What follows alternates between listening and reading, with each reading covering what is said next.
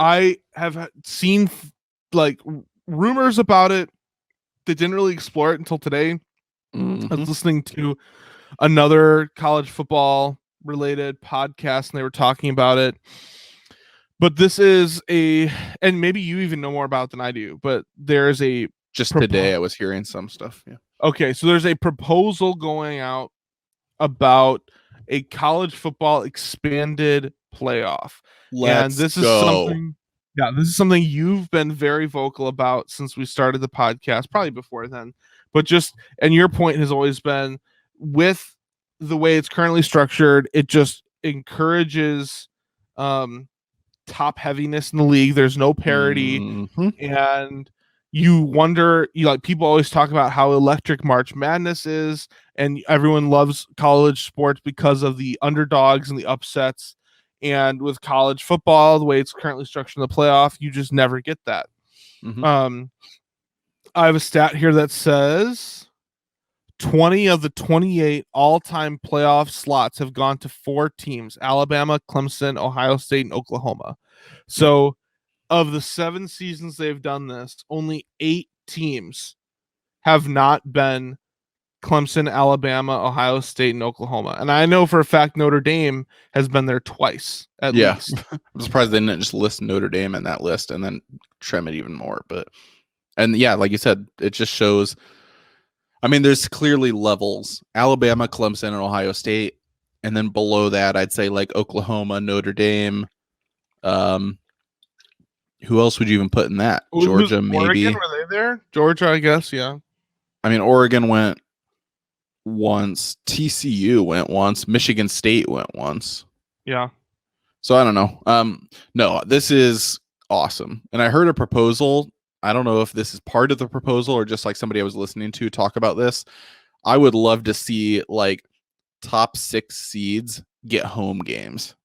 Can you, like, because right now the way the bowl games work, it's like a separate location or a, what's it called, like a whatever site, neutral site. You know how electric a home playoff game would be in college football? Like a sellout home crowd, be awesome. So I don't know if that's going to be part of it or not, but yeah, this needs to happen just for the product. And people will argue, well, why would I want to go see Alabama beat down Boise State? Like if that's an at-large, like the winner of their small conference or whatever. Yeah, because right now that's going to happen for several years. But you know how recruiting works. You could be the 7th best quarterback in the country, and you would rather be Alabama's backup than be a starter at one of these other schools, you know? Right. So I'm sorry, I was talking to my wife. So you broke it down exactly everything? Because from my understanding, what it is that the top 6 teams that are in the rankings go, and then it's like, what was it? It's the 6 conference winners. Yeah, right? 6 conference winners and then 6 at-large teams. So basically, the 6 conference winners and then whoever is left that's the best after that. Which, like, for you as a Notre Dame fan can speak to this, but I think that's fair. Like, if you're in a conference and you win the conference, you should get an automatic bid. So, like, if Northwestern ever found a way to win the Big Ten and their record is 8-4, you should go to the playoff. Like, I'm completely cool with that. And then Notre Dame, even if you don't have a conference, you still have enough at-large spots. You're going to probably be able to make the playoffs if you're good. So I think this is just good for the league. This podcast that I was listening to, they were talking about how what is so helpful with this is that when you look at the Power 5 conferences, the only conference championship that's ever worth your time watching and ever worth entertaining, and the only championship you could ever compare to a legitimate playoff game is the SEC championship game. Right. And that speaks to the power of those schools in that conference. Maybe Big Ten at times, maybe Pac-12 at times when you're at the heights of Oregon and USC, but most of the time, like, nobody wants to see Clemson go play Pitt or North Carolina. Like, come on. So this would be very good because it would legitimize all of those championship games, because if you, let's say it is Clemson versus Pitt, if Pitt gives Clemson a run for their money and upsets them, well, now, even though Clemson might have been ranked number 1 overall at the time of that game, now by losing, how far will they drop from Pitt? Now Pitt's officially Right. in. It Because does they'd bring a still whole be new an level of at-large. drama. They'd probably be an at-large team still, but I'm assuming if you win your conferences, those are the top 6 seeds. So now you move from winning your conference and being the 2 seed if you're Clemson to now you can be no higher than like the 7th. So my Very understanding is that there are 4 teams. The top 4 teams get a bye. Yeah, that's huge. But and here's where I have some beef, because here's the thing. Based on that, if you said the top 4 teams get a bye, there's 6 conference winning teams and then 6 at-large teams, I'm cool with that. Mm-hmm. My concern is this. From my understanding, you can only get a first round bye if you are a conference champion winner, Mm-hmm. which means Notre Dame could never always have get a first round bye, which a lot of, and so this guy, he was doing a great job breaking down like what this means, the ramifications for this. But basically he was saying a lot of people might say, oh yeah, well, Notre Dame doesn't play a 13th game, so that first game would be like their 13th game. Except that no, actually not, because that 13th game usually isn't an elimination game, right? Right. And now it would be an elimination game. And apparently this guy was upset because Jack Swarbrick, who's the AD for Notre Dame, is like not understanding this. Like he's like pretty much sounds like all in favor for this whole thing, and he's not really putting together that it's a disadvantage for Notre Dame because they're always going to have an extra step to take to win a championship. And yeah, I get that. I understand, because again, I'm a newer Notre Dame fan. I understand why people hate Notre Dame. I get it. And I get that probably a lot of people are in favor because it does screw Notre Dame over, probably including yourself. But well, even like the easy answer is, well, then just join a conference, So like as a Notre Dame hater, that's where I would land. But I do get why if you're Notre Dame and that's fan, what they want. And I'm also not such an, so I would call myself a diehard Notre Dame fan, but I'm not in so deep because I'm still new. I'm not in so deep where I'm this person that's like, oh, we really need to have we need to stay independent. Like a purist, like one of the traditional Notre Dame I fan, thoroughly enjoyed last season when they were part of the ACC. Right. I think, like, honestly, them being in the ACC would be the best thing long term for football because it makes that division, or it makes that conference better.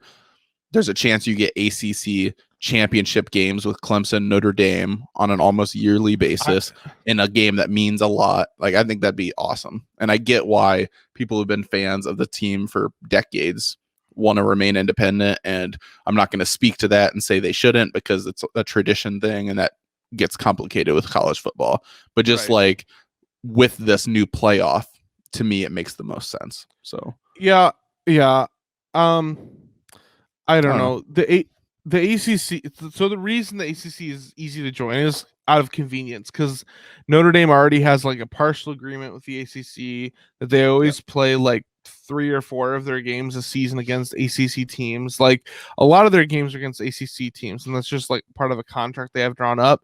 But if I could choose any conference to put them in, it would be the Big Ten. I mean, oh, for sure. When you look at the fact that a lot of Notre Dame's historic rivalries are the Big Ten, geographically, and the fact that really the only powerhouse school is Ohio State. Mm-hmm. And with the rise of IU as starting to look legitimate as a football school, you could almost create new rivalries based on geographic and conference ties. So, and I completely and what you would have to do if you put Notre Dame in the Big Ten as the Big Ten commissioner, what you would have to do is figure out a way for Notre Dame to be part of the Western Conference to set up Notre Dame Ohio State conference championships, because that would be legit. Well, here's the other thing. I think Michigan, I think in the next couple years would probably be on track to do this anyway, but the college football playoff makes sure of it. I think they're going to get rid of divisions in the conference and do what they used to do and just have the two teams with the best record play at the end of the year, and that's your that's your championship. There's no reason why Ohio State should continue to play with Michigan not being good. Like it kind of takes some of this away, but like there's been years when Michigan was clearly the second best team in the Big Ten, or Penn State was, and then they don't play Ohio State in the college football championship because they aren't in the other division. So instead you have Northwestern.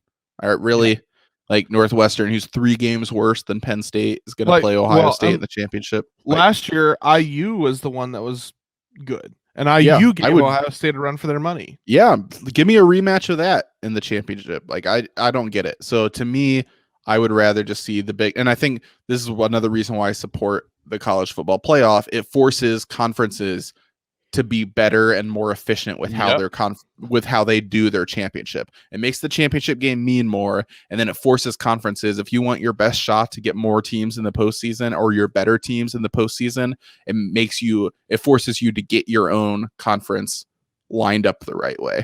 And I think the most important factor is what you already alluded to, and that is the parity it would bring.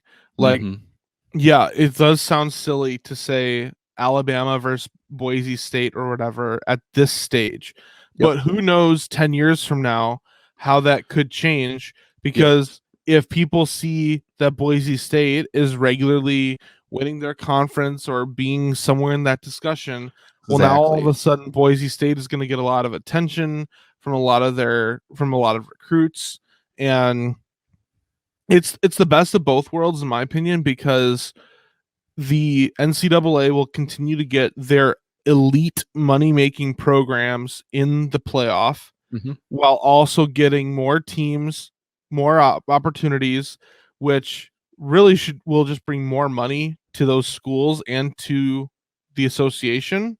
Because those elite teams are also playing more televised games. So it's a win-win. Yeah. Yeah.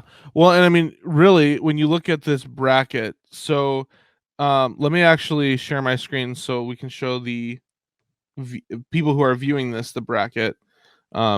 Sorry if you're watching this, I don't care. So wait, this is like filled out with previous years to show what it would have been, or yeah.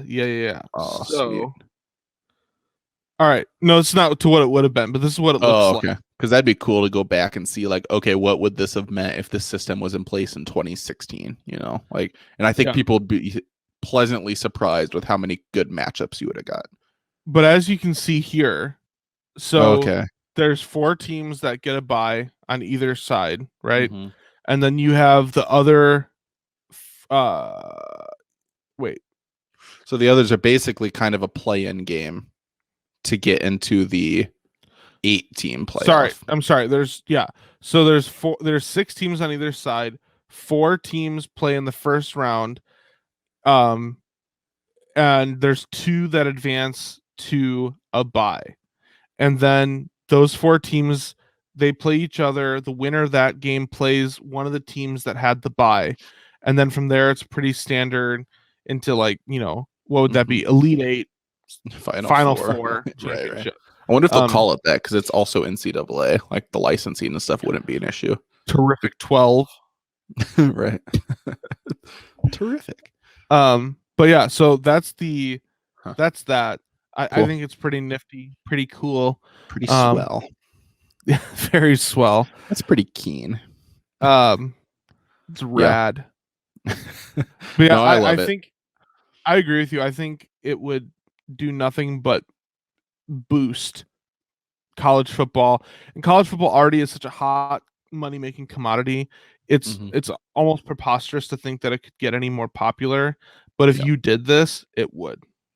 Yeah, and just to use a couple of recent examples, UCF, remember they went undefeated, and then it was kind of a joke, but they said we were the real national champions. Imagine they actually got a chance to go into the playoff, and they were probably not going to be seeded so low they'd have to play Alabama right away. You're probably going to have at least a somewhat favorable matchup. Maybe you win the first round. I'm not saying they're going to win the championship that year or anything, but if UCF is able to actually capitalize on that 1 year and not just be a joke, but be a team that then goes into the postseason and wins a game or two, like that's actually huge for their program. Maybe next year recruits actually are even more likely to go to a school like that. Or you look at like Alabama, every year they not only have an NFL quarterback, but they have a guy on their bench who's also going to be an NFL quarterback the next year. Like it's just how it works. Like you currently have 2 or 3 Same NFL with quarterbacks. Clemson. Yeah, same. It's like, oh, okay, so this Tua is going to leave. Well, that Mac Jones has been waiting there, knowing he's an NFL caliber quarterback, just waiting for my 1 year. Our backup before Mac Jones was Jalen Hurts, but he got sick of being a backup, so he transferred to Oklahoma, and now he's a starting quarterback. Yeah. Well, that's what's interesting is like he transfers to Oklahoma, but like normally you'll have guys like that just sit on the bench and just say, you know what, I know I'm going to the NFL. I'm just going to wait for my 1 year, and then the 1 year I get to start, I'm going to leave right after that. Yeah. Well, what if you have now multiple teams who have chances to make the playoffs, and guys can raise their stock more on these other teams? Yep. Now maybe it's more of a question: do I want to be the third string quarterback for Alabama, or do I want to go start right now at Wisconsin? Right now, it's not really a question. It's better for my NFL prospects to play for Alabama and just wait, and eventually I can play in one playoff game, and that's all I need. But if Wisconsin now is making the playoff most years, maybe a guy now says, hey, I can get more national attention playing in a playoff game in Madison, Wisconsin. Like, you get more opportunities like that. Then he goes there and does that, and then it's butterfly effect. Some kid sees, oh, I loved the Wisconsin quarterback. Like, now he wants to play for Wisconsin when he grows up. And then like it's a snowball effect that you're not going to see for the first few years. But as these teams that normally weren't in the playoff make the playoff, you're going to see 10 years down the road, whole different dynasties, whole different legacies of teams that people want to play for. Like otherwise 20 years from now, you're going to see the same 4 teams in the playoff. Like I guarantee 20 years from now, you're still going to see Alabama, Ohio State, and at least 2 of the 3, Alabama, Ohio State, and Clemson, will still be right where they are, even with new coaches. So, no, this is great. It's great for the sport as a fan, and just objectively, it's good for the. And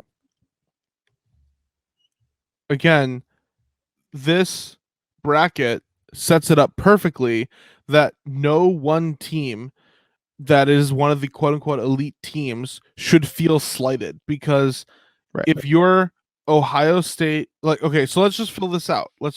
So like just based on like last year. So last year, the 4 were Alabama, Clemson, Ohio State, Notre Dame. So you figure on this side, you probably have Alabama and Notre Dame, and then Clemson and Ohio State, right? Okay. So Clemson, Ohio State on the left, Alabama, Notre Dame on the right. Then you have whatever the other teams were. Teams like Florida, Oregon, Texas A&M. Yep.